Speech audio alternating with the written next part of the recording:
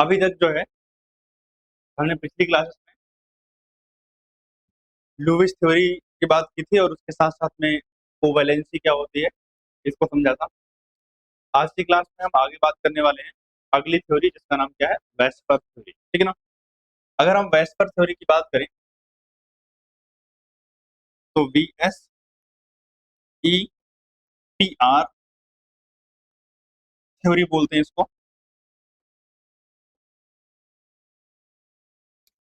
अगर मैं इस थ्योरी के फुल फॉर्म की बात करूं तो क्या होता है, valence shell electron pair repulsion.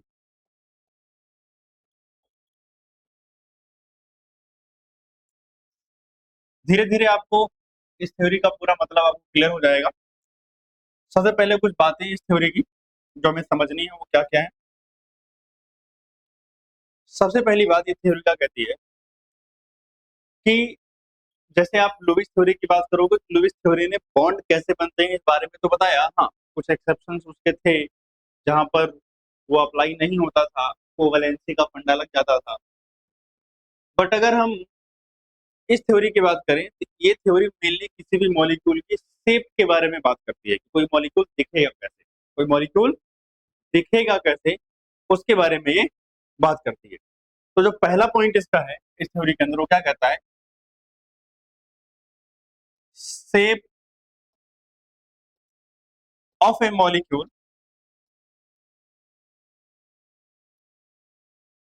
Depends on number of valence shell, number of valence shell electron either bonded और लोन पे। सुना है? कह रहा है किसी भी मॉलिक्यूल की जो शेप होगी वो किस बात पे डिपेंड करती है कि उसके वैलेंस सेल के अंदर कितने इलेक्ट्रॉन। अब वो चाहे इलेक्ट्रॉन बॉन्ड बना रहे हो और चाहे वो इलेक्ट्रॉन क्या कर रहे हो, लोन पेयर के फॉर्म में हो, लेकिन शेप डिसाइड कौन करेंगे, वही करेंगे। ठीक है। अब मेरी बात सुनना, जितने भी वैलेंस सेल के अंदर इलेक्ट्रॉन हैं वो एक दूसरे को क्या करते हैं, रिपेल। भाई इलेक्ट्रॉन पे कैसा चार्ज है, नेगेटिव चार्ज। चाहे बॉन्डेड इलेक्ट्रॉन हो उनके पास भी नेगेटिव चार्ज है, चाहे जो जो है आपका नॉन बॉन्डेड इलेक्ट्रॉन है लोन पेयर उनके पास भी क्या होगा, नेगेटिव चार्ज होगा। तो ये नेगेटिव चार्ज क्या करेंगे, एक दूसरे को रिपेल करेंगे। इसका मतलब मैं ये अगले पॉइंट में क्या बोल सकता हूँ कि valence shell electron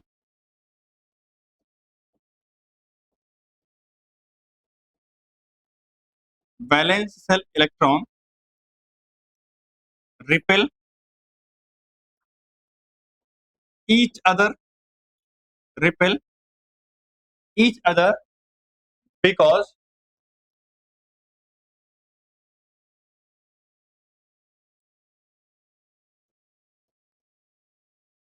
their electron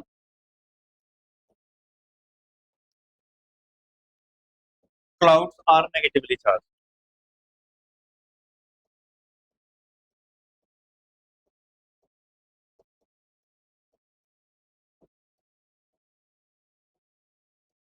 ठीक है भैया, ये कैसे होते हैं, नेगेटिवली चार्ज होते हैं। कैसे होते हैं, नेगेटिव। इलेक्ट्रॉन क्लाउड का मतलब जैसे अगर आपको याद हो तो आपने सेकेंड चैप्टर पढ़ा था स्ट्रक्चर ऑफ एटम। तो स्ट्रक्चर ऑफ एटम के अंदर आपको लास्ट कॉन्सेप्ट या लास्ट थ्योरी के अंदर आपको क्या बताया था, क्वांटम मैकेनिकल मॉडल के अंदर कि इलेक्ट्रॉन्स कैसे हैं, वेव के फॉर्म में। तो इलेक्ट्रॉन जनरली रैंडम मोशन कर रहे होते हैं और वेव के फॉर्म में होते हैं। तो जहां जहां इलेक्ट्रॉन के मिलने की पॉसिबिलिटी होती है उन्हीं सभी को हम इलेक्ट्रॉन क्लाउड बोलते हैं। जैसे सिंपल शब्द में समझना, आप बनाते थे कि पी ऐसा दिखता है, तो पी ऐसा दिखता है मतलब क्या, यहाँ यहाँ यहाँ यहाँ सब जगह इलेक्ट्रॉन होगा ना। तो इसी पूरी शेप को या जहाँ जहाँ इलेक्ट्रॉन मिलने की पॉसिबिलिटी है उसको क्या बोलते हैं, इलेक्ट्रॉन क्लाउड। ठीक।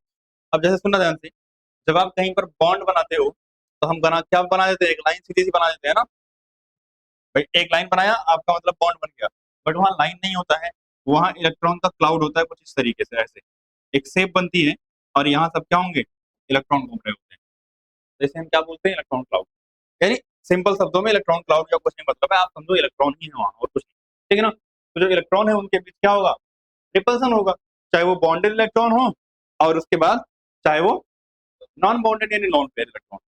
अब क्योंकि इनके बीच रिपल्सन है तो ये अपने आप को इस पोजीशन में एडजस्ट करते हैं कि इनके बीच रिपल्सन क्या हो जाए, कम। भाई अगर दो लोगों के बीच हमेशा लड़ाई झगड़े हो रहे हैं, रिपल्सन मतलब लड़ाई झगड़ा, तो क्या चाहेंगे, अगर झगड़ा कम करना चाह रहे हैं दोनों एक दूसरे को थोड़ा दूर रखें और इस तरीके से कुछ एडजस्टमेंट बनाएं कि रिपल्सन दोनों के बीच क्या हो जाए, कम हो जाए। तो यहाँ भी वही होगा। तीसरी बात जो होगी, balance cell electrons align their electron clouds in such a position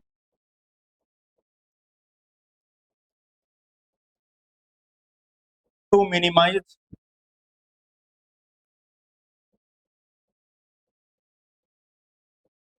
to minimize the repulsion,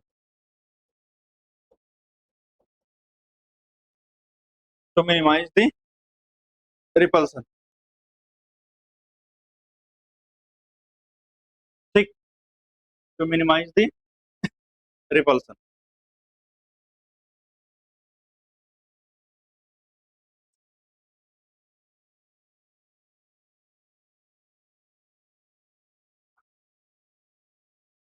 clear बात। अब आगे अगर बात करें तो आपको पता है जब आपने लुईस थ्योरी बनाई थी तो कहीं डबल बॉन्ड बनते थे, कहीं ट्रिपल बॉन्ड बनते थे। इस थ्योरी के अंदर जब भी कहीं डबल बॉन्ड या ट्रिपल बॉन्ड बन रहा होगा उसको हम कंसीडर कैसे करेंगे, सिंगल बॉन्ड की तरह ही कंसीडर करते हैं। मतलब फोर्थ पॉइंट क्या कहता है, मल्टीपल बॉन्ड, डबल ट्रिपल क्या ही लिखो, multiple bonds, multiple bonds are considered as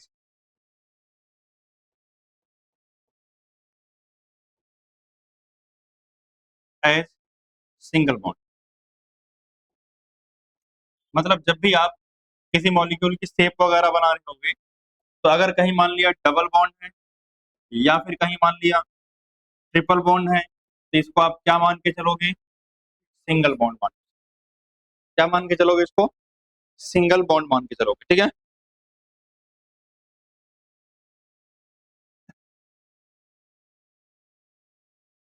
इतनी बात है।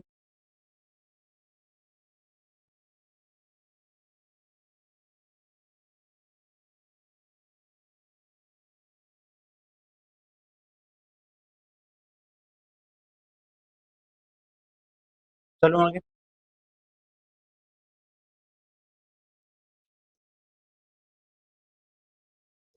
अब सुनना बात। फोर्थ पॉइंट तो हो गए थे, fifth point, order of repulsion, यानी किसके बीच रिपल्सन ज्यादा होता है और किसके बीच रिपल्सन कम। भाई जिनके बीच लड़ाई झगड़े ज्यादा हो रहे हैं उनको ज्यादा दूर रखना पड़ेगा और जिनके बीच कम हो रहे हैं उनको थोड़ा पास पास भी रख सकते हैं। सही बात है। तो अगर हम ऑर्डर ऑफ रिपल्सन की बात करें तो लोन पेयर और लोन पेयर, यानी जो बॉन्ड नहीं बनाते उन्हें लोन पेयर बोलते हैं, इनके बीच रिपल्सन सबसे ज्यादा होता है। इसके बाद लोन पेयर और बॉन्ड पेयर के बीच होता है और सबसे कम जो होता है वो किसके बीच होता है, बॉन्ड पेयर, बॉन्ड पेयर के बीच होता है। ठीक, this is the order of repulsion. सुनना जानते हैं, वैसे भी अगर आप इसको समझना चाहो तो आसानी से समझ सकते हो। लोन पेयर मतलब किसी से बॉन्ड वगैरह नहीं बना रहे, खाली बैठे हुए लोग। अब अगर इस क्लास में मैं कुछ खाली लोगों को बिठा दूं तो बातें ज्यादा करेंगे, कुछ करना वरना है नहीं, है तो इधर उधर की बातें क्या होंगी ज्यादा। जैसे अभी मेरे आने से पहले तुम लोग बातें कर रहे थे, कोई जिम का, वो क्या नाम था, हाँ इंस्ट्रूमेंट कोई ट्राई कर रहा है, कोई मोबाइल चला रहा है, तो सब अपने अपने काम में बिजी हैं और कुछ आपस में बातें भी कर रहे हैं। ऑब्वियसली क्लास में शोर हो जाएगा ज्यादा। अब मान लिया यहाँ पे मैं एक बच्चे को बिठा दूं पढ़ने के लिए, और यहाँ चार लोग बैठे हुए हैं क्या, बात करने वाले, तो उस बच्चे को डिस्टर्ब ज्यादा करेंगे। अब डिस्टरबेंस मीन्स रिपल्सन, समझना। तो क्योंकि अगर ज्यादा लोग खाली बैठे होंगे तो बातचीत ज्यादा होगा और क्लासरूम में डिस्टरबेंस क्या होगा, सबसे ज्यादा होगा। अगर मान लिया उसमें से एक दो पढ़ने वाले हैं और फिर भी बात करने वाले एक दो भी मौजूद हैं, तो वो एक दो इस पढ़ने वाले को भी डिस्टर्ब करेंगे, बीच बीच में से इससे भी कुछ पूछ लेंगे कि भैया तू ही बता या तू भी कंट्रीब्यूट कर हमारे बात करने में। और अगर सारे लोग चुपचाप अपना काम कर रहे हैं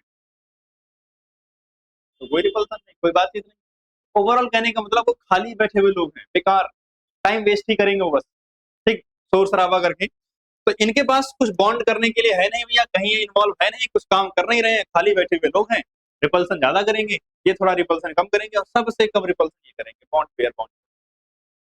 ठीक, तो ये रिपल्सन का आपको ऑर्डर याद रखना है। अब सुना ध्यान से, क्या जरूरी है या हमने ऐसा कहीं देखा था कि हर बार रिपल्सन मतलब हर बार लोन पेयर आ जाए किसी एटम के ऊपर। जैसे सेंट्रल एटम जो था, सेंट्रल एटम क्या होता है, जो सेंटर में होता है, तो जो सेंट्रल एटम था उसके ऊपर कई बार तो लोन पेयर आता ही नहीं था। तो सुना ध्यान से, 6 पॉइंट क्या कहता है, if on central atom, if on central atom lone pair is equal to क्या हो, जीरो, यानी कोई लोन पेयर नहीं हो। तो सुनना ध्यान से,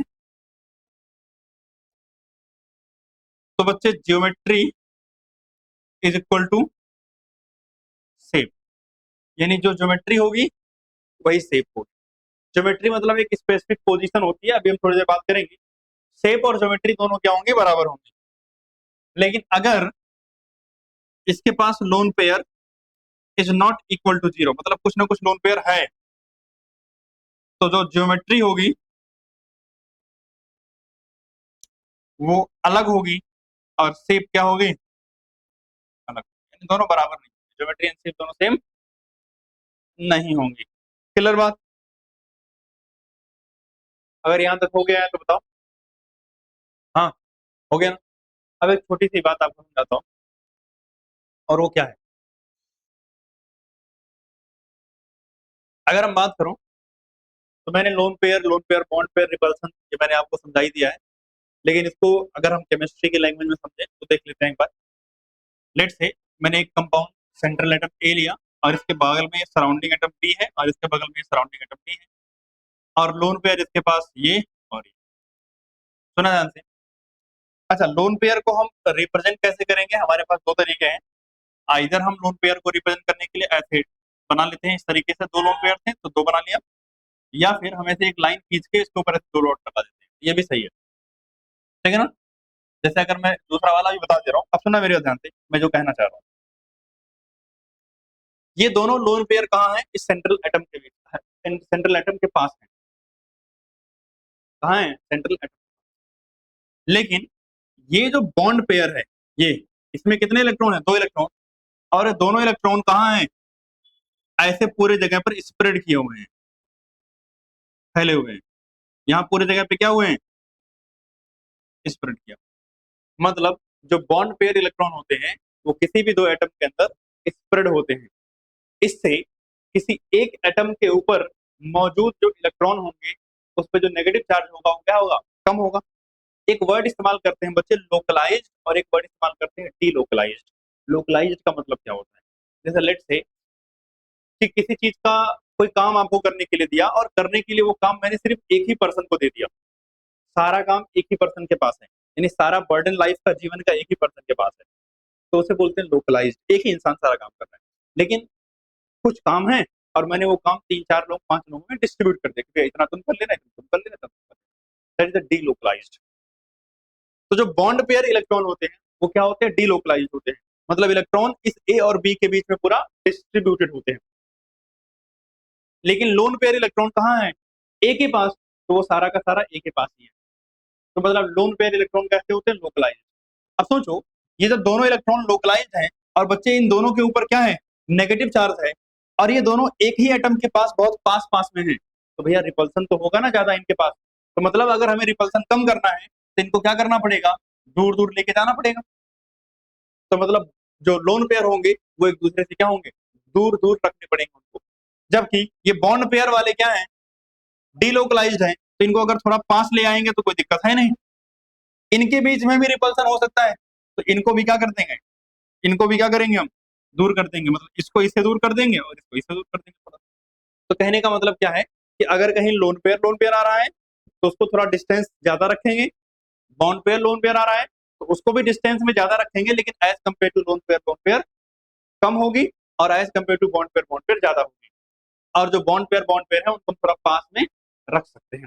ठीक, इतनी बात याद रहेगी। अब चलते हैं थोड़ा सा आगे, हमें जो चीजें सीखनी है।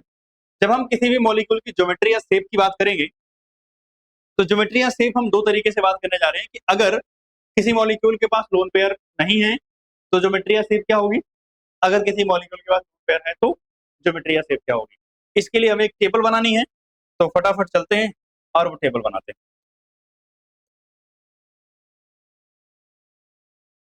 सुनना,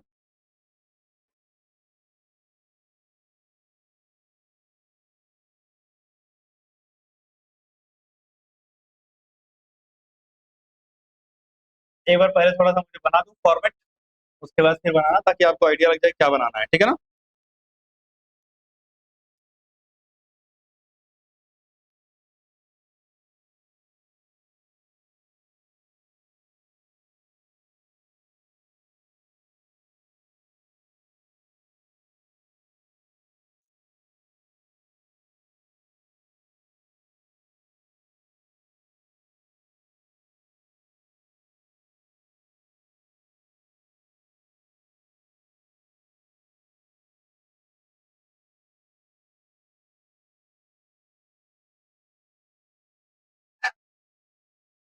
जो पहला टेबल है इसमें हम लिखेंगे जनरल फॉर्मूला। क्या लिखेंगे, जनरल फॉर्मूला। इसमें लिखेंगे PP stand for bond pair, और इसमें लिखेंगे लोन पेयर।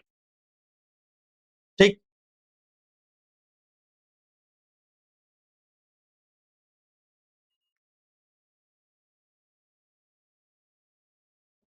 इसमें हम लिख रहे हैं जियोमेट्री।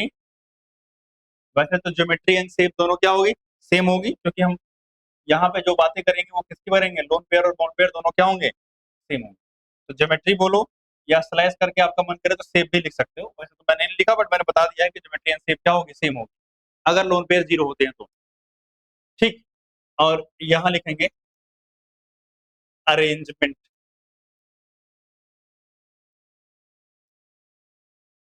ठीक, अब जैसे एग्जांपल समझना। सबसे पहला, सबसे पहला जो हमारे पास आता है वो आता है AB2। क्या आता है, AB2। अब सुना ध्यान से, जहां कहीं भी मैं बी लिखूंगा, बी स्टैंड फॉर मतलब बॉन्ड पेयर वाले कितने हैं, और अगर मैं कहीं ई लिखूंगा, ई, इसका मतलब लोन पेयर। वैसे तो केमिस्ट्री एनसीईआरटी में ई लिख रखा है, बट थोड़ा मुझे ज्यादा बढ़िया लगता है एल लिखना। E stand for lone pair, but L से पता चलता है कि एल काउंटर लोन पेयर है, ठीक है ना। तो मैं चाहूँ तो ई और एल, वो तो जब आएगा तो देखेंगे, बट अभी समझना मेरी बात ध्यान से। मैंने क्या लिखा है, हाँ? ए मतलब सेंट्रल एटम। ए क्या है, सेंट्रल एटम। सेंट्रल एटम क्या होता है, जो बिल्कुल सेंटर में हो, बीच में हो, ठीक है ना।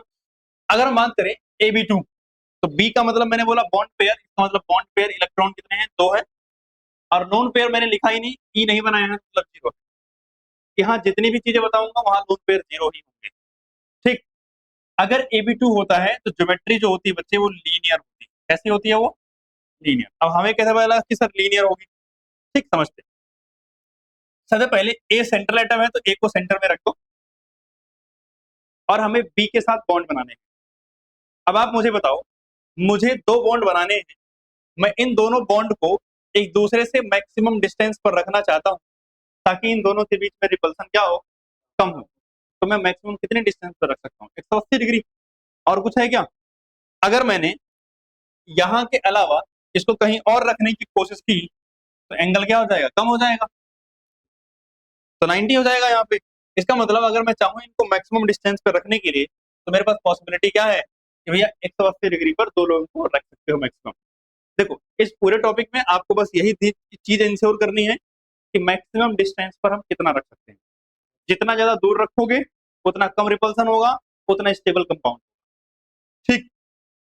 अब यहाँ पर आपको कुछ बातें याद रखनी है कि यहाँ का जो बॉन्ड एंगल है वो कितना होता है, 180 डिग्री। ध्यान रखना है, पूछते थे 270 पे कैसे लेके जाओगे? जब 270 तो ऐसे सोच रहे हो। चलो एक बात बताते हैं, ये मेरे पास कोऑर्डिनेट है, लेट से मान लेते हैं एक बी मैंने यहाँ रख रखा है। अगर इस हिसाब से इधर लेके जाऊं बी को तो ये तो 270 हो जाएगा। सही बोल रहा हूँ? लेकिन इधर से देखो कितना है। अरे तो एक तरफ का बस सोच रहे हो ना, दोनों तरफ का सोचो। हाँ, 180 दोनों साइड से मैक्सिमम। ये नहीं कि एक तरफ से हमने बहुत एंगल कर दिया दूसरी तरफ से पास पास कर दिया।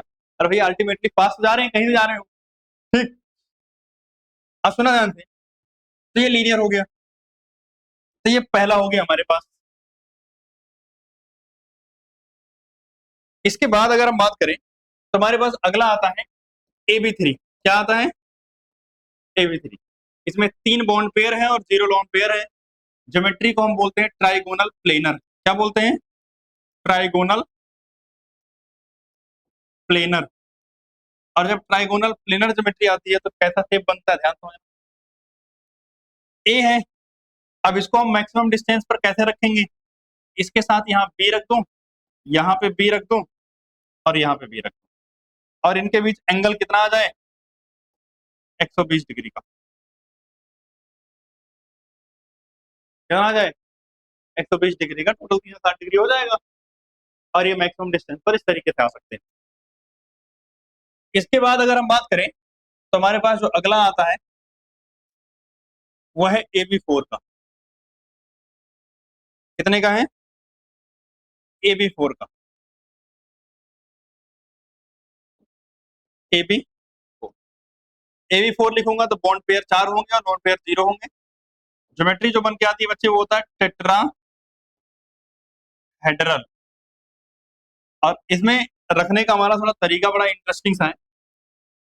ए, उसके बाद एक इधर रखा बी, एक इधर रखा बी, एक इधर रखा बी और एक इधर रखा। सुनना ध्यान से, हाँ रुको बताता हूँ। इनके बीच बॉन्ड एंगल जितना होता है 109.5 डिग्री का होता है। 109.5 डिग्री का। मैं अभी आपको ये वाली शेप अभी आप बनाओ, जो टेट्राहेड्रल वाली शेप है वो मैं आपको एक्चुअल दिखा दे रहा हूँ, मेरे पास पड़े हुए हैं मॉडल के, ठीक है ना। तो मैं अभी थोड़ी देर में आपको एक्चुअल दिखा दूंगा कैसा दिखता है ये। क्या हुआ? इस टेबल को कुछ नहीं, वेस्पर थ्योरी के अंदर, हाँ वेस्पर थ्योरी के अंदर टेबल बना रहे हैं ताकि हम प्रिडिक्ट कर पाए किसी भी मॉलिक्यूल के शेप, और कुछ नहीं। इसको टेट्राहेड्रल बोलते हैं। हाँ ऐसे बना। अभी मैं दिखाता हूँ ये कैसे मैक्सिमम 109 पे कैसे आए हैं, अब मैं सेम में दिखा दूंगा। हाँ ठीक, आगे चल लो। मतलब अच्छा बना लो इसको, तुम लोग बनाए तो नहीं होंगे, बना लो। जो टेट्राहेड्रल ज्योमेट्री में बोल रहा था वो कुछ इस तरीके से दिखाई देती है। जैसे अगर आप इसको ध्यान से देखोगे तो एक ऊपर है, एक आपकी तरफ है, और एक कहाँ दिख रहे हैं, एक ये वाला भी तो प्लेन पे अगर आ जाएगा तो एक आपके पीछे दिखेगा।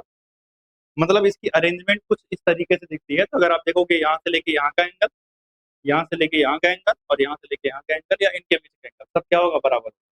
तो बस हमको जब ऐसे बनाते हैं तो हमें देखने में क्या लगता है कि ऊपर और ऊपर एंगल ठीक है, लेकिन नीचे वालों के बीच एंगल क्या है, अलग।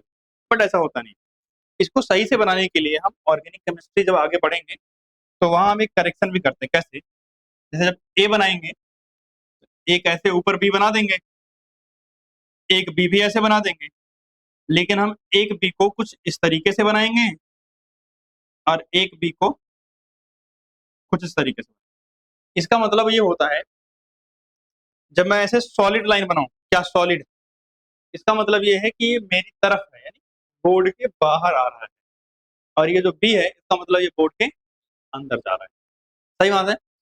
तो इस तरीके से भी रिप्रेजेंट करते हैं। तो आपको ध्यान रखना है कि एंगल कितना 109 का होता है। हम बनाते ऐसे हैं बट एक्चुअल में ऐसा दिखता नहीं है। एक बॉन्ड जो है बोर्ड के बाहर आएगा और एक बॉन्ड बोर्ड के अंदर जाएगा, यानी एक्चुअल में जो दिखता है वो कुछ इस तरीके से। और इसको हम क्या बोलते हैं? टेट्राहेड्रल ज्योमेट्री बोलते हैं। क्या बोलते हैं? टेट्राहेड्रल बोलते हैं। तो आई होप यहाँ तक आप सबको क्लियर हो गया होगा, किसी को कोई समस्या नहीं है ना? चलो, अब अगर मैं आगे बात करूं तो आगे जो है मेरे पास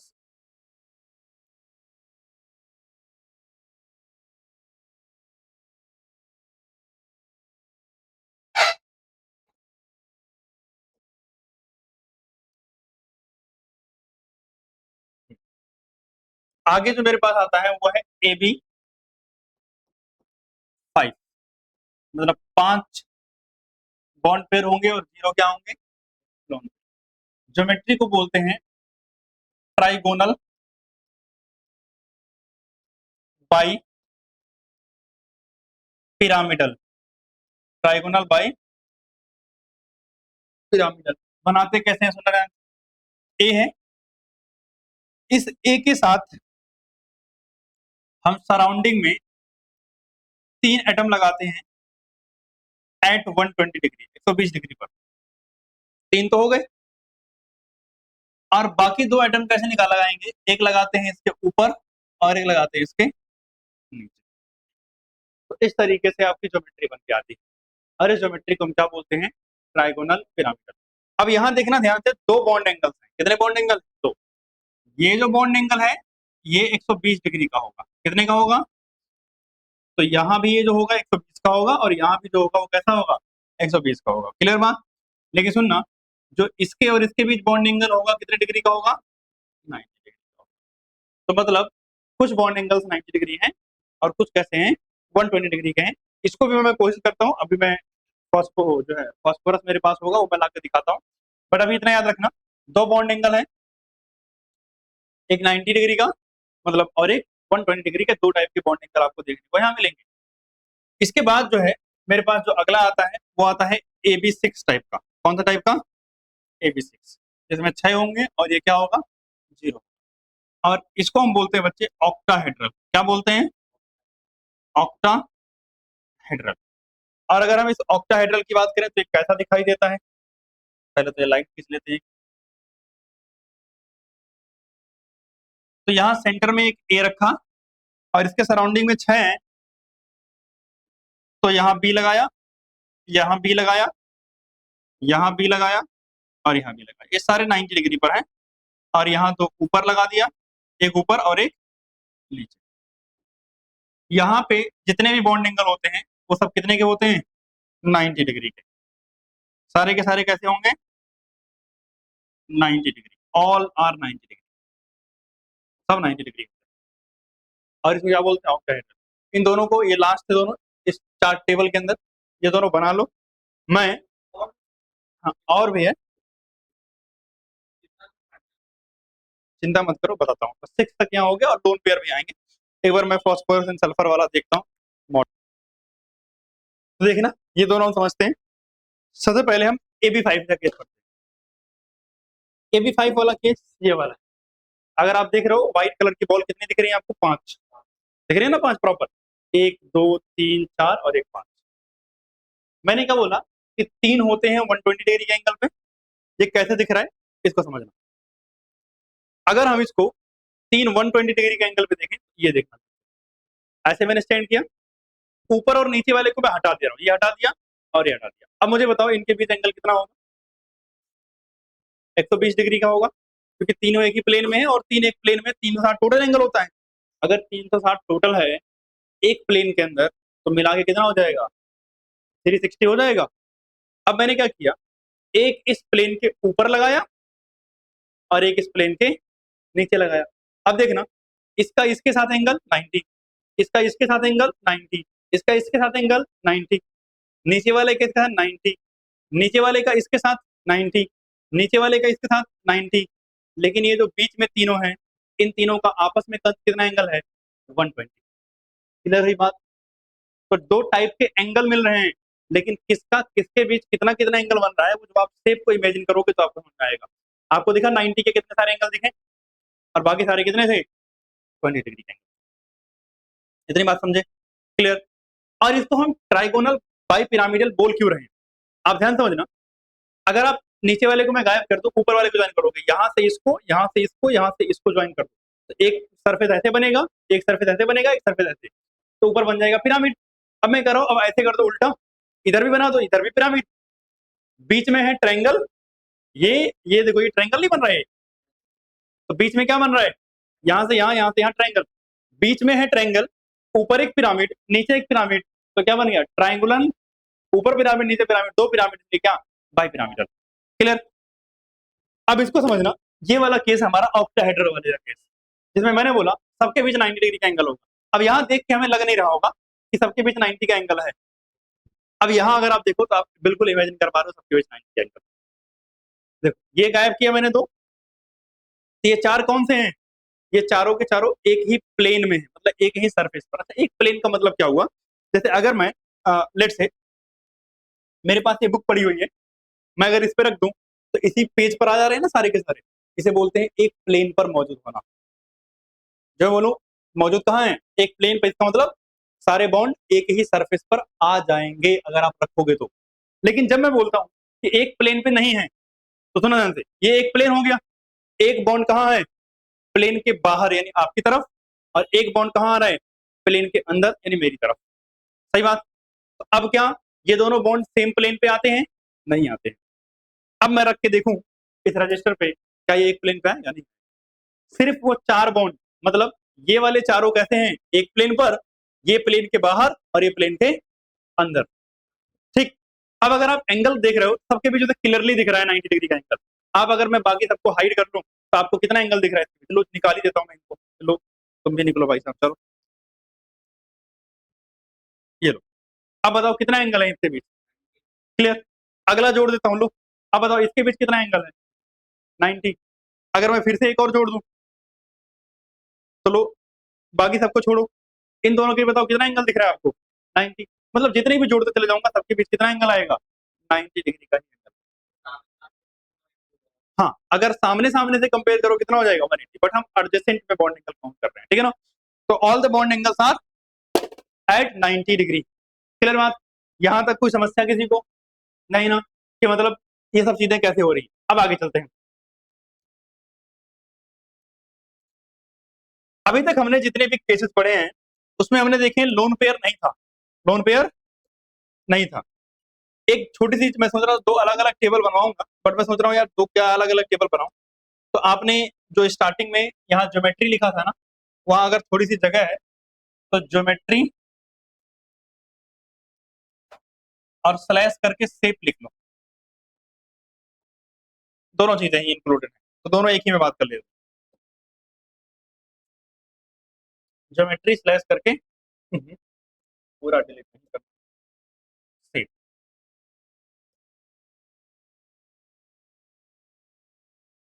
ठीक। अब सुना ध्यान से, अब जो केस हमारे पास आएंगे उसमें क्या मौजूद है, लोन पेयर भी मौजूद है। अगर लोन पेयर मौजूद हो तो वैसे तो मैंने बताया था कि एनसीईआरटी में लोन पेयर जो कैसे लिखा हुआ है, ई से लिखा हुआ है। तो आप लोग क्या चाहते हो, ई से लिखूं या एल से लिख दूं, एल से लिख दूं, ई से लिख दूं, तो मतलब मान लिया मैंने ए बी टू ई कर दिया। ए बी टू ई का मतलब मैंने बताया था, बी का मतलब बॉन्ड पेयर और ई का मतलब लोन पेयर, तो मतलब दो बॉन्ड पेयर है और एक लोन पेयर है। ज्योमेट्री या शेप कैसी आएगी, ये बातें अभी हम प्रिडिक्ट करेंगे बना के। बना एक बार, तो अगर हम बनाएंगे तो ए आएगा सेंटर में, ए आएगा सेंटर में, दो बी है और एक ई है, तो तीन लोग हैं। तीन लोगों को कितने डिग्री के एंगल पर आप अरेंज करना चाहोगे, आप चाहोगे एक यहां लगाऊं, एक यहां लगाऊं, और एक लोन पेयर कहाँ लगा दो, यहाँ लगा दो। मैंने बताया था लोन पेयर को या तो डब्बा बना के बनाओ या तो ऐसे लाइन खींच कर भी लोन पेयर लगा सकते हो। सुना ध्यान से, जब हम क्या बताते हैं सेफ, तो लोन पेयर काउंट नहीं करते। तो मैं कह रहा हूं मुझे सेफ बता देते, मैं लोन पेयर काउंट नहीं करना है। तो अगर लोन पेयर नहीं काउंट करोगे तो ये वाला गायब कर देता हूं। अब बताओ कैसा दिख रहा है, ऐसा नहीं लग रहा है किसी ने सीधी डंडे को ऐसे बीच में से तोड़ दिया। इसीलिए इस शेप को हम क्या बोलते हैं, बेंट बोलते हैं। क्या बोलते हैं इसको हम, बेंट। तो अगर आपसे पूछे कि AB to E टाइप का आ रहा है तो शेप कैसी होगी या ज्योमेट्री कैसी होगी, ज्योमेट्री तो वैसे यहाँ हम बात नहीं करेंगे क्योंकि शेप और ज्योमेट्री दोनों बराबर नहीं होते हैं, तो इसको हम क्या बोलेंगे, बेंट। लेकिन अगर इन केस, वैसे इन जनरल बताऊं आपको, आपको हमेशा क्या पूछेगा, शेप ही पूछेगा। लेकिन अगर कभी इसकी ज्योमेट्री पूछ लेता है तो ज्योमेट्री के अंदर लोन पेयर काउंट किया जाएगा। तो ज्योमेट्री कैसी दिख रही है, ट्राइगोनल प्लेनर दिख रही है, ट्राइगोनल प्लेनर। अरे 120 डिग्री का एंगल नहीं दिख रहा है सब, ट्राइगोनल प्लेनर। तो ज्योमेट्री वैसे पूछता नहीं है, बट अगर पूछेगा तो आपको ज्यादा कुछ नहीं करना है। अगर मैं इन सबको जोड़ूं तो 2B था 1E था, तो दोनों को जोड़े क्या बन जाएगा, AB3 बन जाएगा। और AB3 की ज्योमेट्री आपको पता है, तो आपको कुछ दिमाग नहीं लगाना है ज्यादा, सिर्फ लोन पेयर को B मान लेना है। लोन पेयर को क्या मान लेना है, B, तो बन जाएगा AB3, ज्योमेट्री क्या हो जाएगी, ट्राइगोनल प्लेनर हो जाएगी। वैसे नहीं पूछता है सब, ठीक है। अब आ जाते हैं अगले वाले पे। अगर हम अगले केस में चलते हैं तो अगला केस क्या आता है भाई मेरे पास, यहां तो क्लियर है कि बेंट कैसे बना। हाँ भाई, बेंट कैसे बना यहां तक तो क्लियर है। अब अगर अगले केस में चलो तो अगले केस मेरे आता है AB3E। क्या आता है, मतलब तीन क्या है, बॉन्ड पेयर, एक क्या है, लोन पेयर। हम ज्योमेट्री बताएंगे लेकिन पहले बना लेते हैं एक बार। टोटल कितने हैं, तीन और एक मिला के चार, चार हैं तो चार लोगों को अरेंज कैसे करते थे, याद करो, टेट्राहेड्रल फॉर्म में। तो अगर हम बात करें तो एक मैंने यहाँ ऊपर लगा दिया, एक मैंने बी यहां लगा दिया, एक मैंने यहां लगा दिया, और एक मैंने यहां लगा दिया। ऐसे ही लगा सकता हूं भाई, सही बात, कोई समस्या है इसमें। जब मैं शेप प्रिडिक्ट करता हूं तो मैं इसको गायब कर देता हूं। अब क्या दिख रहा है, मुझे दिख रहा है भैया ट्रायंगल बनेगा, और कैसा बनेगा, पिरामिड टाइप का बनेगा। कैसा बनेगा, क्योंकि तीन नीचे हैं, कनेक्ट करूंगा। आप सोचो ध्यान से, ऐसा नहीं होगा, नीचे कैसा बन जाएगा, ऐसे ऐसे और ऐसे, मतलब एक यहाँ एक यहाँ एक यहाँ, और ये तीनों ऊपर जाके एक पॉइंट से कनेक्ट हो रहे हैं। तो ट्रायंगल और पिरामिड, लेकिन दो पिरामिड नहीं है, एक ही पिरामिड है, इसलिए सिर्फ क्या बोलेंगे, ट्राइगोनल पिरामिडल। वैसे तो मैं लोन पेयर लगा देता हूं, और इसको क्या लिखेंगे, ट्राइगोनल पिरामिडल। ठीक, यहां तक हो गया। इन दोनों को नोट करो, फिर अगले में चलो।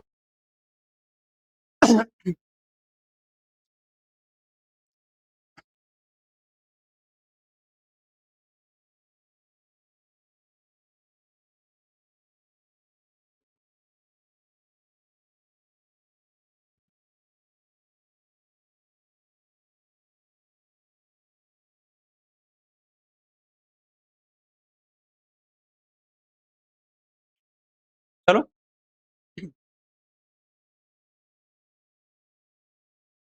हाँ भाई, हर्ष, चलो हाँ।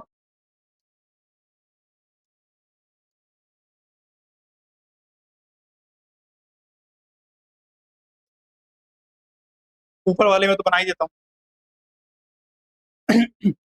तो अगला है मेरे पास AB to E2, मतलब दो लोन पेयर है और दो बॉन्ड पेयर, दो लोन पेयर, दो बॉन्ड पेयर।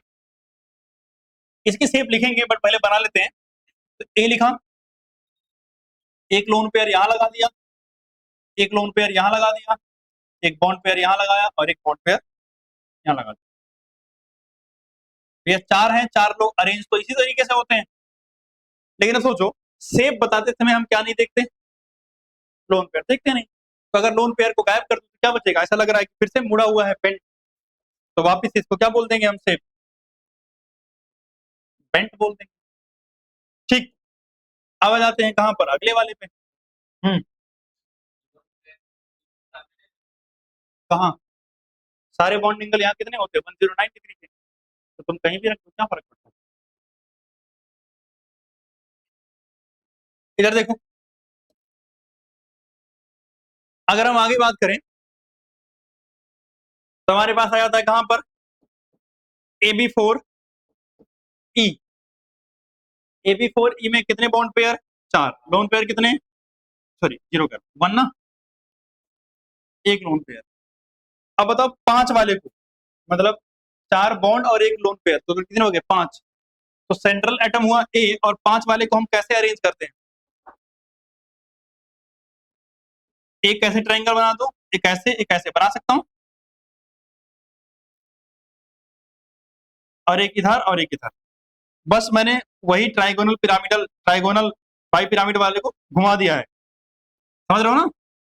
ये लोन पेयर है, ये बी है, ये बी है, ये बी है, और ये भी बी। सही बात। अब बताओ सेप बताते समय क्या नहीं देखते हैं लोन पेयर, ऊपर वाला गायब कर दो।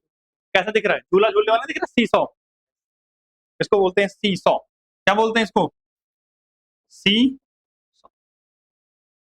ठीक, वैसे तो इसका ये सेप बनी हुई है, तो आप यहाँ इमेजिन कर सकते हो यही है। अगर हम बात करें तो ये दिख रहा है आपको, ट्रायंगल बीच में थे, आपने ये हटा दिया, सही बात है, सॉरी ये कर, आपने ये हटाया है 120 डिग्री वाला, अगर ये हटा दिया, अब अगर आप इमेजिन कर पा रहे हो तो क्या दिख रहा है आपको, सीसॉ दिख रहा है। ऐसे अगर रख दूं तो ये वही हो गया ना सीसॉ, सही बात।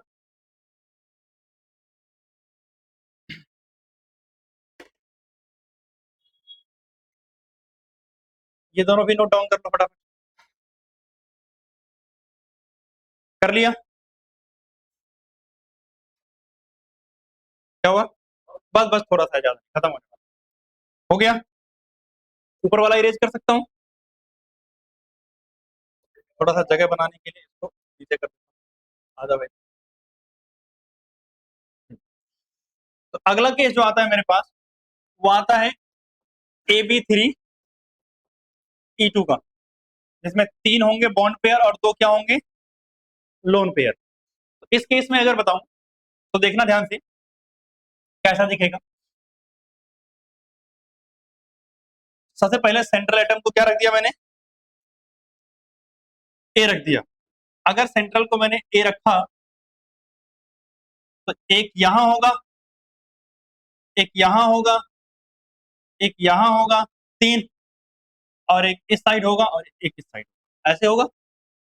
अब सुना ध्यान से,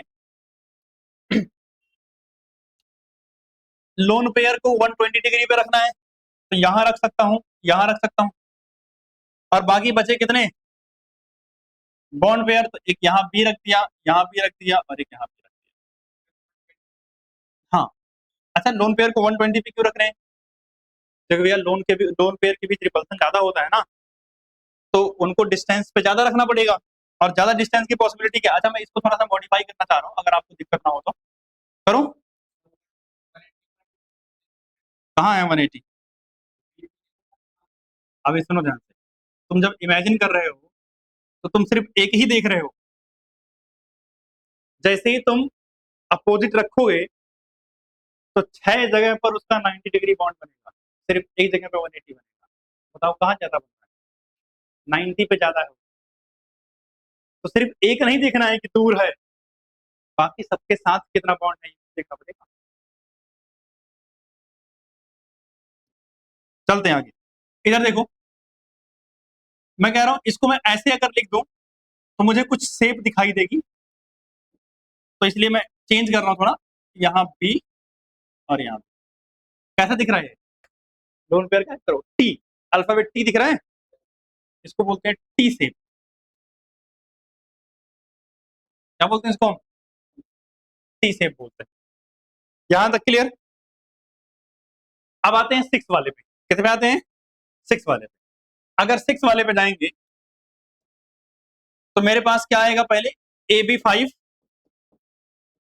ई, भैया एक लोन पेयर आ जाएगा, और 5 क्या है बॉन्ड पेयर, 5 बॉन्ड पेयर हैं और एक क्या है लोन पेयर, 5 बॉन्ड पेयर है और एक क्या है लोन पेयर।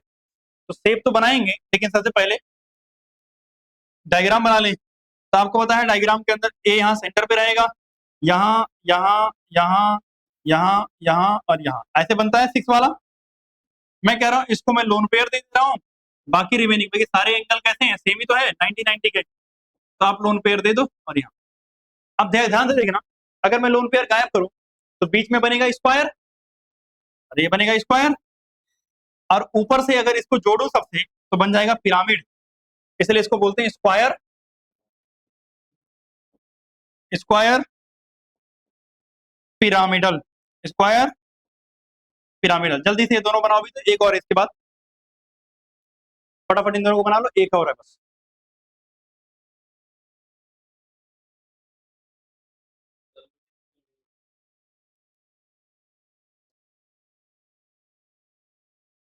ऊपर वाला तो बना ही लिया होगा, तो मैं ऊपर बना देता हूँ तब से। ठीक, यहां बना देता हूँ। यहां पर क्या होगा, AB4E2, मतलब 4 बॉन्ड पेयर है और 2 लोन पेयर, बस एक। अगर मैं यहां बनाऊंगा तो एक सेंटर में रखा और मेरे पास 6 बॉन्ड है, लोन पेयर कहां लगा दिया मैंने, एक ऊपर लगाया और एक नीचे। इसके बाद बाकी बी कहाँ है, यहाँ एक बी है, यहाँ एक बी है, यहाँ एक बी है। अगर आप देखोगे तो लोन पेयर गायब करोगे तो बन जाएगा बस स्क्वायर। क्या बनेगा, बस स्क्वायर, इसलिए इसको क्या बोलते हैं, स्क्वायर प्लेनर। नीचे वाला हटा सकता हूं क्या, तो बस ये ऊपर वाला फटाफट बनाओ और थोड़ा बाहर चल लो 2 मिनट। तो हमने जितने भी शेप पॉसिबल हो सकती थी या ज्योमेट्री पॉसिबल हो सकती थी वो हमने बना लिया। अच्छा, ऐसा नहीं है कि यही है, इसके अलावा भी होती हैं, बट हमें इतनी पढ़नी है। तो अब हम देखेंगे कि हमें कैसे पता चलेगा कि किसी मॉलिक्यूल की शेप कैसी दिखेगी, क्या होगी। इसके लिए हमें क्वेश्चंस करने पड़ेंगे, और क्वेश्चन करने के लिए हमें पता करना पड़ेगा, क्योंकि आप एक चीज देख रहे हो कि हर जगह पर जो ज्योमेट्री और शेप है वो पता किससे चल रही है, लोन पेयर और बॉन्ड पेयर से, कि कितने बॉन्ड पेयर है और कितने लोन पेयर, इसी से पता चल रही है। तो पहले हमें निकालना पड़ेगा कि बॉन्ड पेयर कितने हैं और लोन पेयर कितने हैं, निकालने का तरीका ढूंढना पड़ेगा। तो ये निकालने का तरीका क्या है, ठीक, तो सुना ध्यान से। टॉपिक हमारा है हाउ टू प्रिडिक्ट शेप और geometry, how to predict shape और ज्योमेट्री, इसको समझते हैं। अगर हम शेप या ज्योमेट्री को प्रिडिक्ट करने के लिए जाएं तो हमें एक वैल्यू निकालनी है, दैट इज एक्स। अब आप एक्स मान लो, जेड मान लो, एबीसीडी जो मानना है मान लो, मैंने इसको एक्स मान लिया, ठीक है ना। X is equal to, formula है 1/2 ब्रैकेट में v plus m plus a minus C. अब सर ये हर एक नंबर का क्या मतलब है, मतलब हर एक अल्फाबेट का। v का मतलब है valence electron, valence electron of C, A मतलब सेंट्रल एटम, किसका, सेंट्रल एटम के वैलेंस इलेक्ट्रॉन।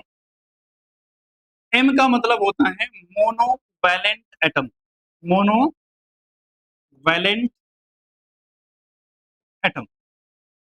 मोनोवैलेंट का मतलब जिनकी वैलेंसी कितनी हो, 1 हो, उन्हें बोलते हैं मोनोवैलेंट। जैसे आपको जो मोनोवैलेंट एटम देखने को मिलेंगे वो कौन कौन से मिलेंगे, fluorine, chlorine, bromine, iodine, hydrogen, बस इतने ही मिलेंगे। मतलब अगर इनमें से कोई है तो आप उसको एम की जगह पे रखोगे उनके नंबर्स को काउंट करके। ए का मतलब है अनायन, क्या है, अनायन, मतलब नेगेटिव चार्ज, मतलब क्या, तो अगर कोई नेगेटिव चार्ज है तो उसको प्लस कर दोगे। और यहाँ सी का मतलब क्या है, कैटायन, और कैटायन का मतलब क्या, पॉजिटिव चार्ज, यानी अगर कोई पॉजिटिव चार्ज है तो क्या कर दोगे, उसको माइनस कर दोगे। जब एक्स निकल जाए तो आपको चेक करना होता है लोन पेयर। तो lone pair is equal to होता है X minus surrounding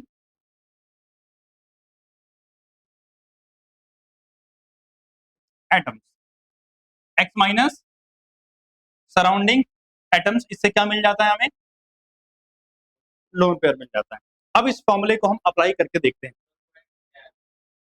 x just एक वैल्यू है और कुछ नहीं, मैंने क्या बोला आपको, एक्स मानना है, ए मानना है, बी मानना है, जेड मानना है, जो मानना मान लो, जस्ट हम एक वैल्यू निकालें और कुछ।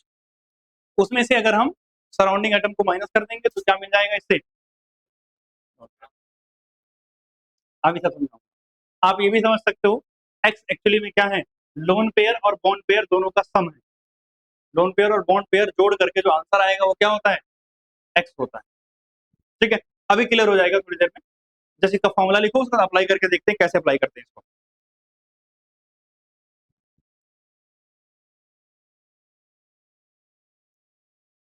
करूं, यहीं पे एग्जांपल दे दे रहा हूं, कहीं अगले पेज पे वेट करो, चलो इधर एग्जांपल। लेट से मेरे पास दे रखा है H2O, मुझे नहीं पता H2O की शेप कैसी होती है, H2O की ज्योमेट्री कैसी होती है, बट मैं पता करना चाह रहा हूँ। ठीक, तो कैसे पता करेंगे, पहली बात कि सर सेंट्रल एटम कौन होगा। आपको बताऊं मोस्ट ऑफ द केस में, 99% केस में आपको क्या मिलेगा, जो सबसे कम नंबर में हो, जो एटम क्या हो, सबसे कम नंबर में हो, वही क्या होता है, सेंट्रल एटम होता है। जैसे यहाँ कम नंबर में कौन, ऑक्सीजन, तो ऑक्सीजन क्या होगा, सेंट्रल। इतना याद रखना, मोस्ट ऑफ द केस में आपका काम हो जाएगा इससे। तो ऑक्सीजन क्या है, सेंट्रल एटम है, तो मुझे एक्स की वैल्यू किसके लिए निकालनी होती है, सेंट्रल एटम के लिए। तो 1/2 V इज बैलेंस इलेक्ट्रॉन। तो बताओ ऑक्सीजन का बैलेंस इलेक्ट्रॉन कितना होता है, 6 होता है, 6 लिख दिया। Plus M is monovalent atom, मतलब इनमें से कोई होना चाहिए, हाइड्रोजन है यहाँ, कितने हाइड्रोजन है, 2, तो +2। ठीक, फिर ए का मतलब नेगेटिव चार्ज, कोई नेगेटिव चार्ज है, सी का मतलब पॉजिटिव चार्ज कोई है नहीं, तो +0 और -0। वैसे नहीं लिखोगे तब भी चल जाएगा, जीरो क्या है मतलब लिखने का। तो कितना हो जाएगा बताओ, 6 2 8, मतलब 6 × 2 8 हो जाएगा, और इंटू में 8, यानी आंसर आएगा कट कर कितना, 4 आ गया 4।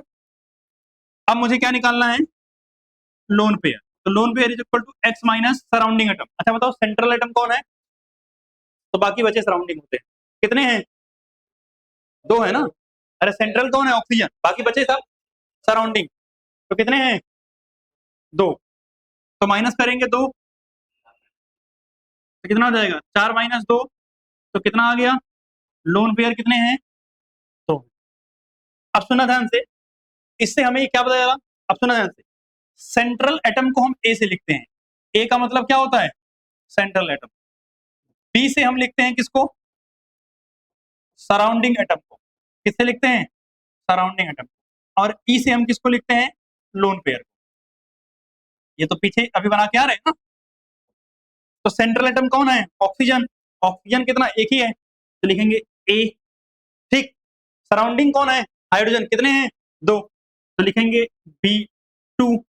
लोन पेयर कितना आया, 2, तो क्या लिखेंगे, E2। तो जनरल फॉर्मूला क्या बना, AB2E2। अब जाके देखो जल्दी से टेबल में, AB2ET का शेप कैसा आता है, बेंट आता है, तो हम लिख देंगे कि शेप कैसा होगा इसका, बेंट। और अगर मुझसे बोलेगा कि ये बना के दिखा दो, तो कोई दिक्कत नहीं है, हमको बनाना भी सीखा था हमने वहां। तो ऑक्सीजन को कहाँ रखेंगे, सेंटर में, एक हाइड्रोजन यहाँ, एक हाइड्रोजन यहाँ, और एक लोन पेयर इधर, और एक लोन पेयर इधर। ठीक, ये शेप बना के दे दिया।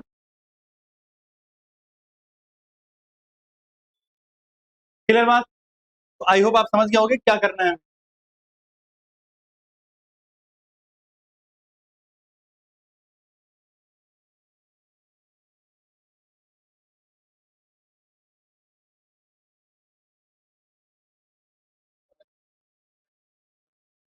हाँ, जीरो आएगा, चिंता मत करो, अभी और आएगा एग्जाम्पल।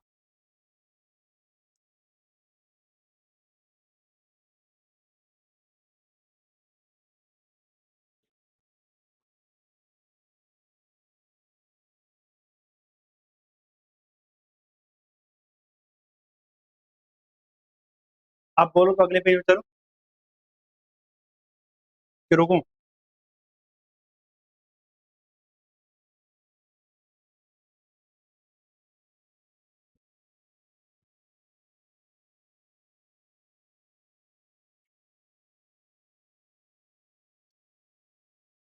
चला जाए भाई।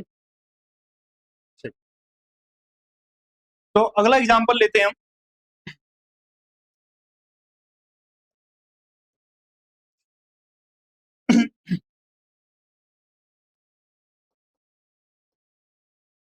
SO2 एंड SO3, इन दोनों की शेप बतानी है। तो चेक करें SO2 का। तो अगर हम SO2 के लिए चेक करेंगे तो X इज इक्वल टू कितना, हाफ, बैलेंस इलेक्ट्रॉन सल्फर का कितना होगा, 6 होगा, प्लस सराउंडिंग एटम मोनोवैलेंट है क्या, अरे मोनोवैलेंट है कोई, नहीं, तो 0। चार्ज है क्या, वैसे तो इन सबको लिखने की जरूरत नहीं होती है, ठीक है ना। कितना हो जाएगा, 1/2 इंटू में 6 कितना आएगा, 3। सही बात। निकालते हैं लोन पेयर। तो lone pair is equal to 3 minus surrounding atom कितने हैं, 2, कितना आ गया, 1। तो बताओ जनरल फॉर्मूला क्या आ जाएगा, A B2E, यही आएगा ना। अरे सेंट्रल के लिए ए, सराउंडिंग 2 है तो B2, और लोन पेयर कितना है, 1 है, तो किसको बोलते हैं सराउंडिंग, सेंट्रल को छोड़ के बाकी सब सराउंडिंग होते हैं। ठीक, सेंट्रल को छोड़ के बाकी सब क्या होते हैं, सराउंडिंग। AB2E। अब अगर मैं इसकी शेप की बात करूं तो कैसा आता है, जल्दी बताओ। अगर AB2E आएगा तो शेप कैसा आएगा इसका, बेंट आएगा। और अगर आप बनाने के लिए मतलब बोल दिया तो ये बना भी देंगे। तो ऐसा है, एक लोन पेयर है इसके पास, एक लोन पेयर आपका मन करे वैसे, चलो यहाँ पे ऐसा वाला दिखा दे तो चलेगा, और वैसे यहाँ डबल बॉन्ड ऑक्सीजन और डबल बॉन्ड, इस तरीके से दिखता है। ठीक, याद है ना SO2 की लुईस डॉट स्ट्रक्चर बनाई होगी आपने, SO2 की SO3 की, तो वही है। सल्फर का कोवैलेंसी, तुम 10 कहाँ काउंट कर रहे हो, फिर से आगे लुईस थ्योरी अप्लाई होती है हर जगह। सल्फर का आंसर कैसे देते हैं, कोवैलेंसी से, समझ गया ना। आ जाते हैं यहाँ पर। अगला है मेरे पास क्या, SO3। क्या करेंगे, X इज इक्वल टू 1/2 6, बस और कुछ है ही नहीं, तो सीधा 3। लोन पेयर निकालने जाएंगे, कितना आएगा, 3 माइनस 3 यानी 0, कोई लोन पेयर नहीं। तो अगर लोन पेयर नहीं है सीधा कितना हो जाएगा, AB3 हो जाएगा। और AB3 कैसा होता है, ट्राइगोनल प्लेनर, ट्राइगोनल प्लेनर। वैसे तो अगर मैं बात करूं तो इस थ्योरी के अंदर सारे डबल बॉन्ड को सिंगल मानते हैं, तो आप सिंगल मान के भी बना सकते हो, बट आपको पता है सल्फर के तीनों बॉन्ड कैसे होते हैं, डबल होते हैं, मतलब ऑक्सीजन के साथ SO3। तो 120 डिग्री का क्या होगा, बॉन्डिंग, समझे कि नहीं, कोई समस्या परेशानी, नहीं ना, प्रेडिक्ट हो जाएगी सेप, मतलब अगर कंपाउंड दे रखा हो सेप बता दोगे।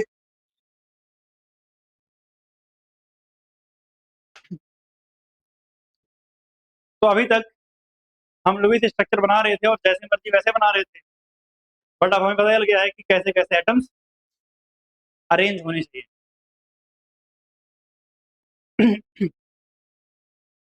आगे चलो।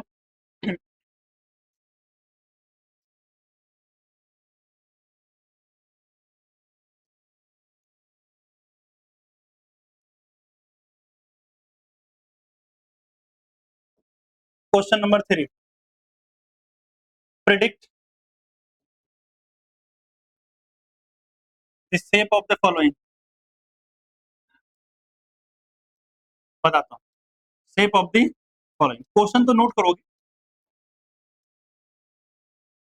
इसमें से कुछ घर पे करना है, एक आध तो अभी बोलूंगा करने के लिए, ठीक है। तो मैं एनसीईआरटी में जितने हैं सब लिख दे रहा हूँ, सब आपको करना है। इसके अलावा और कैसे कैसे क्वेश्चंस आ सकते हैं वो भी आपको बताऊं।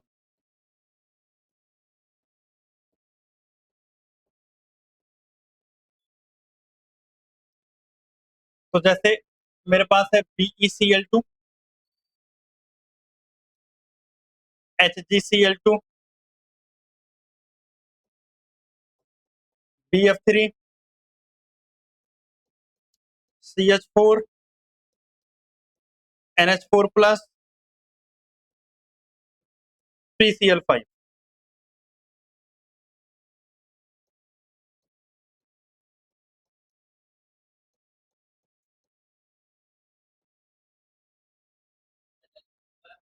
हाँ,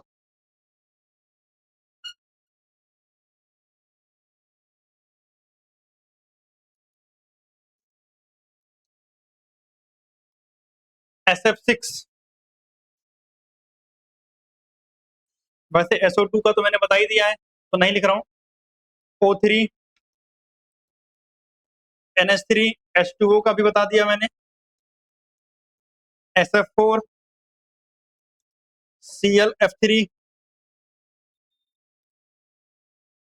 BrF5।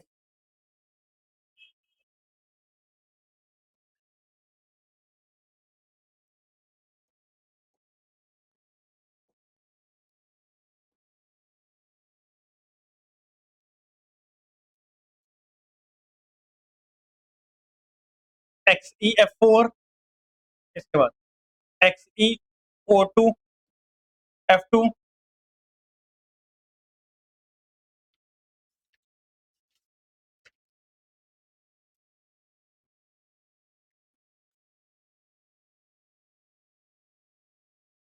उसके बाद BCl3 SiCl4 AsF5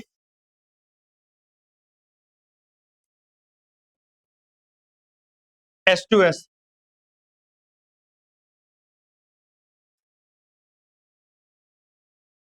उसके बाद है PH3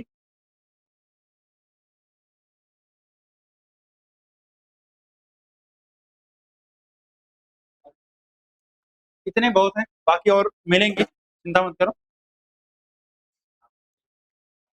हाँ, तो एस तक पूरा हो गया है।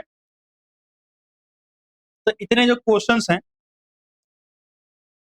ये होमवर्क में है, लेकिन कुछ अभी मार्क कर रहा हूँ जो अभी कर लोगे। जैसे मैं पहला वाला अभी कर लो, एक NH4 ये अभी कर लो, एक NH3 वाला अभी कर लो। ये 3 क्वेश्चन अभी कर लो, और उसके बाद बाकी रिमेनिंग क्वेश्चन। किसका? जेनॉन का 8 होता है ना बैलेंस। अरे नोबल गैस है 8वें, तो 18th ग्रुप में, तो बैलेंस इलेक्ट्रॉन कितने होंगे? 8। BrF5।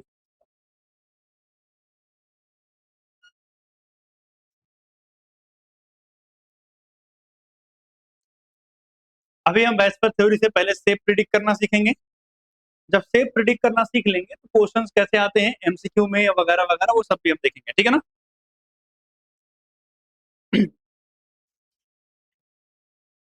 तो बस आज की क्लास यहीं तक। इसको होमवर्क में करके मिलना अगली क्लास में। इसमें जो थोड़ी बहुत बातें हैं कि एंगल वगैरह कंपेयर करना, और थोड़ी बहुत जो क्वेश्चंस होंगे वो मैं करवा दूंगा क्लास में, ठीक है ना। तो बाय, थैंक यू।